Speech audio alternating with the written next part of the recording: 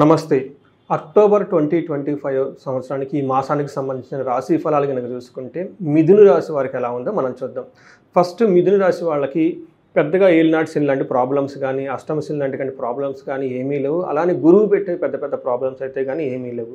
కాకపోతే ఈ రాశి వాళ్ళకి యావరేజ్గా ఒక మోడరేట్గా ఉండేసి జీవితం అనేది హ్యాపీగా వెళ్ళిపోతూ ఉంది. అయితే వీళ్ళకి ఎక్కువగా నాకు వచ్చిన కాల్స్ని బట్టి మిగతా వాటిని బట్టి కంపేర్ చేసుకుంటే ప్రొఫెషనల్ లైఫ్లో అంత పెద్ద గ్రోత్ లేకపోవటం, అంతేకాకుండా కొంచెం యావరేజ్గా కొంచెం స్ట్రగుల్స్ ఎక్కువ ఫేస్ చేసుకుంటూ ముందుకు వెళ్ళిపోతూ ఉన్నామండి. పెద్ద ఇంప్రూవ్మెంట్ లేదు, పెద్ద ప్రమోషన్స్ వచ్చింది లేదు అనేది మనకు చెప్తూ ఉన్నారు. సో మనకి గ్రహస్థితి ఈ అక్టోబర్ మంత్కి బట్టి చూస్తే ఏం చెప్తానంటేనండి, ఈ మిథున రాశి వాళ్ళ మీ యొక్క గ్రోత్ ఈ మంత్ మీ చేతిలో ఉంటుంది. మీరు ఉన్నతంగా ఎదగాలన్నా అది మీ చేతిలోనే ఉంటుంది. మీరు నార్మల్గా ఉండాలన్నా కానీ అది కూడా మీ చేతిలో ఉండే అవకాశం ఎక్కువగా ఉంటుంది. గ్రహాలు అనుకూలతను బట్టి ప్రతికూలను బట్టి మనం గమనించుకుంటే ఈ మంత్ అంతా మీ యొక్క స్వయంకృత అపరాధం, మీ యొక్క ఇగ్నోరెన్స్ తోటి, లేదంటే మీ యొక్క ఓవర్ కాన్ఫిడెన్స్ తోటి ఈ మంత్ అంతా మీరు ఏమని చెప్తారంటే కొంచెం అభివృద్ధి లేకుండా ఇబ్బందులు పడే అవకాశం మీరంతా మీరే తెచ్చుకునే అవకాశం ఎక్కువగా ఉంటుంది. కొంచెం సెల్ఫ్ డిసిప్లిన్డ్గా ఉండటం, ఏమని చెప్తారంటే ఎక్కువగా మీరు ఏమని చెప్తారు ఆధ్యాత్మికంగా, స్పిరిచువల్గా, డివోషనల్గా ఉండటం చాలా ఈ మంత్లో ఎక్కువ ఉపయోగం.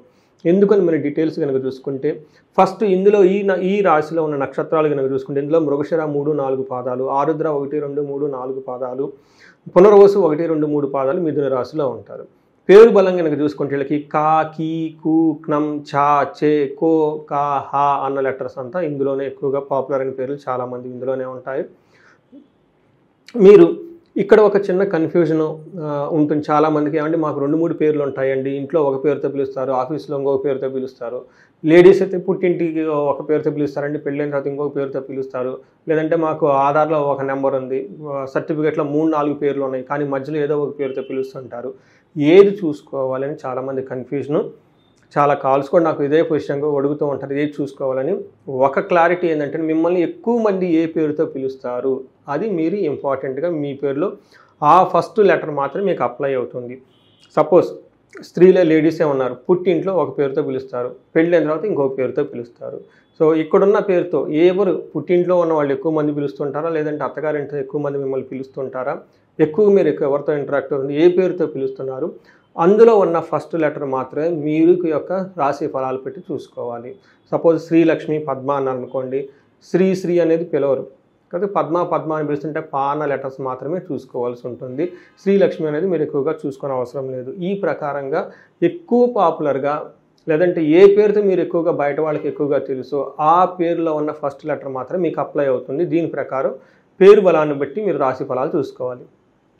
రెండో ముఖ్యమైనది ఏంటంటే ఏమంటే మాది జన్మ రాశి లేదంటే జన్మ నక్షత్రం బట్టి పేరు లేదు, వేరే డిఫరెంట్ పేరు పెట్టారు. ఏం చేయాలంటే మీకు గనక మీ యొక్క జన్మ నక్షత్రం కనుక తెలిసి ఉంటే జన్మ నక్షత్రం ప్రకారమే మీరు అన్నీ చూసుకోవాలి, వాటి ప్రకారం మాత్రమే చేసుకోవాలి.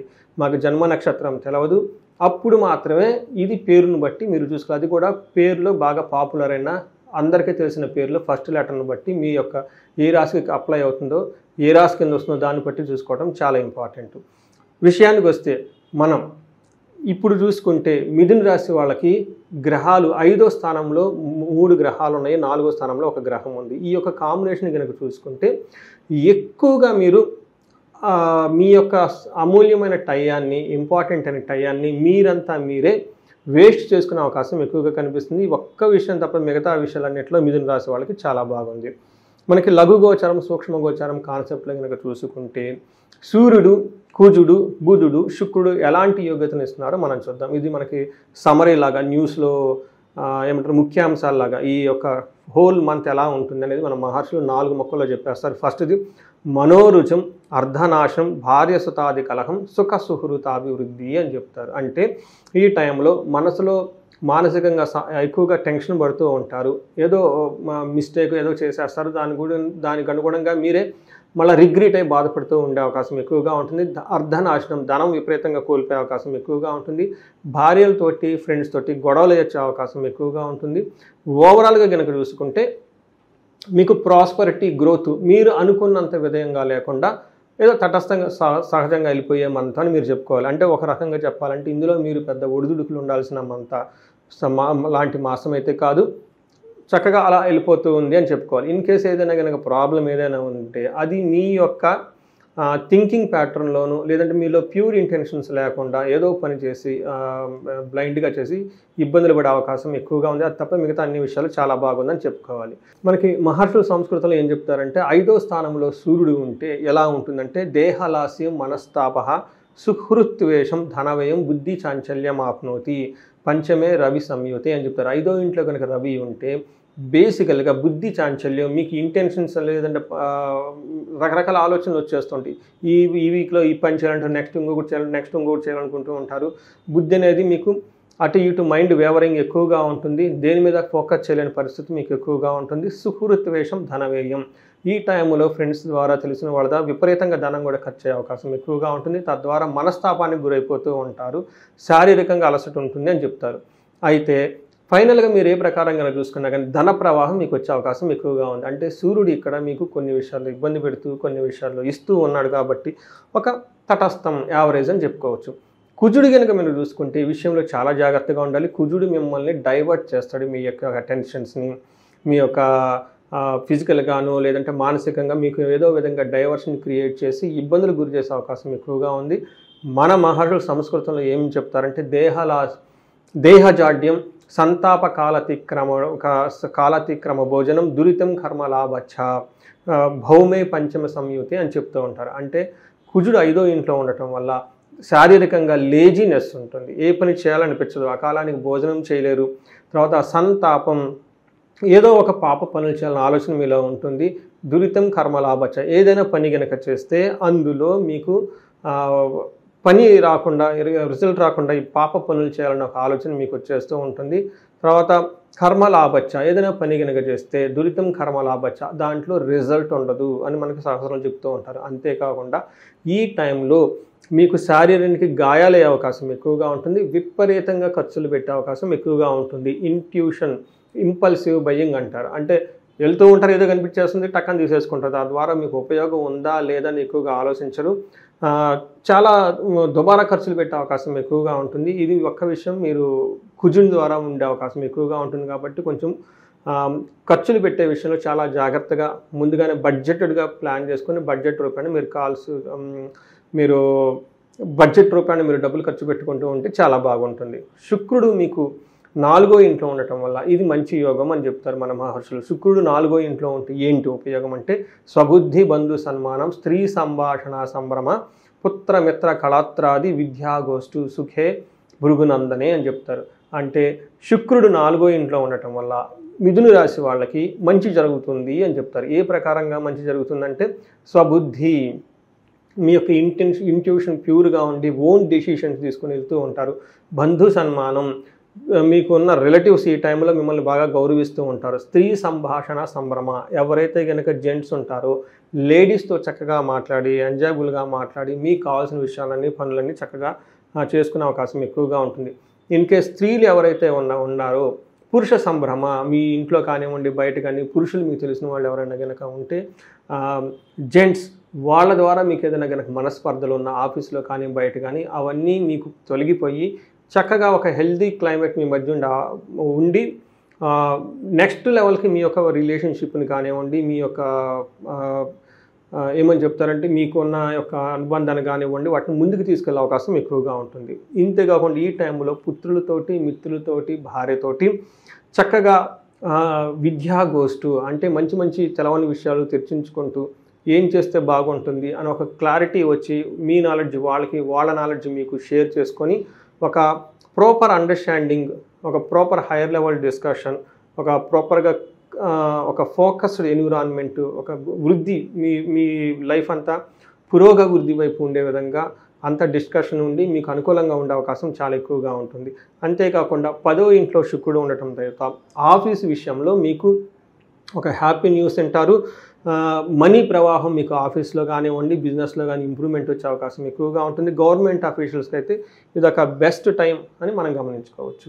ఇది ఉన్న 4 గ్రహాలు ఈ అక్టోబర్ మాసంలో మిథున రాశి వాళ్ళకి ఎలా ఉందో మనం తెలుసుకుందాం.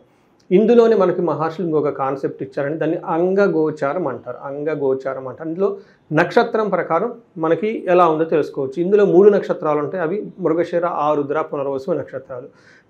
ఈ మృగశిర నక్షత్రం వాళ్ళకి చూసుకుంటే వీళ్ళకి జయము, ధనప్రాప్తి, జయము అని కల్పిస్తూ ఉంటాయి. అంటే ఏ పని చేసినా సక్సెస్ఫుల్గా ఉంటుంది, ధనం వస్తుంది. ఇక్కడ నెగటివ్ ఛాలెంజెస్ ఎలా ఉంటుందంటే భయము, బంధనము, ధనహీనత అని చూపిస్తుంది. అంటే ఈ టైంలో మీరు ధనాన్ని కోల్పోయే అవకాశం ఎక్కువగా ఉంటుంది, బంధించబడినటువంటి పరిస్థితి ఎక్కువగా ఉంటుంది. అగైన్ ఆరుద్ర నక్షత్రం వాళ్ళకి చూసుకుంటే వీళ్ళకి జయము, జయము, విశేష జయము, ధనలాభము, బంధనము చూపిస్తూ ఉంటుంది. ఇక్కడ ధనలాభం ఉంటుంది, తర్వాత ధన ప్రాప్తి చూపిస్తుంది, విజయం ఏ పని చేసినా కానీ చక్కగా కలిసి వచ్చే అవకాశం ఎక్కువగా ఉంటుంది. 2 విషయాల్లో ఆరుద్ర నక్షత్రం వాళ్ళు కేర్ఫుల్గా ఉండాలి. ఒకటి భయము, బంధనము అని చూపిస్తుంది. ఈ టైంలో మీరు ఏదో ఒక విషయంలో పర్టికులర్గా లేడీస్ అయితే జెంట్స్ ద్వారా లేడీస్ ద్వారా, లేదంటే మీ ఇంటికి సంబంధించిన లగ్జరీ భోగానికి ఐశ్వర్యానికి సంబంధించి కానివ్వండి, లేదంటే లవ్ వ్యవహారాలకు సంబంధించిన ప్రేమ వ్యవహారాలకు సంబంధించిన ఏదైనా కనుక ఉంటే వాటికి సంబంధించిన విషయాల్లో మీరు భయపడే సిచ్యువేషన్స్ ఎక్కువగా ఉంటుంది. బంధించబడినటువంటి పరిస్థితి కూడా ఎక్కువగా ఉంటుంది.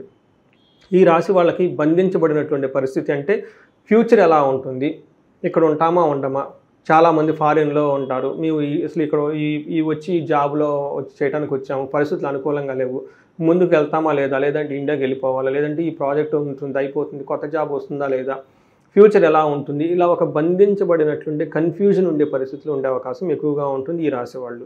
సో ఈ పర్టికులర్గా ఆరుద్ర నక్షత్రం వాళ్ళు ఇలాంటి సందర్భంలో మనకి ఏం చెప్తారంటే ఈ రాశికి గ్రహం వచ్చేటప్పటికే అధిపతి గ్రహం వచ్చేటప్పటికి బుధుడికి అధిష్టాన దేవత విష్ణుమూర్తిని కాబట్టి ఈ రాశి వాళ్ళు జనరల్గా సహజంగా ఎప్పుడు విష్ణు ఆలయాలు దర్శించుకోవటం, విష్ణుమూర్తిని పూజించడం చేయాలి.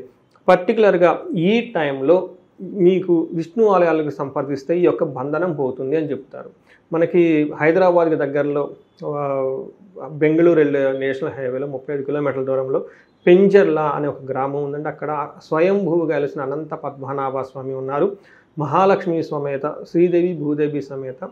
అక్కడ మీరు కొంత టైం స్పెండ్ చేయండి, మెడిటేషన్ చేసుకోండి, విజిట్ చేయండి, ఆ గుడిని దర్శించుకోండి, మెడిటేషన్ చేయండి. అప్పుడు మీకు ఈ బంధనము కన్ఫ్యూజన్ పోయి మీకు ఒక క్లారిటీ వస్తుంది.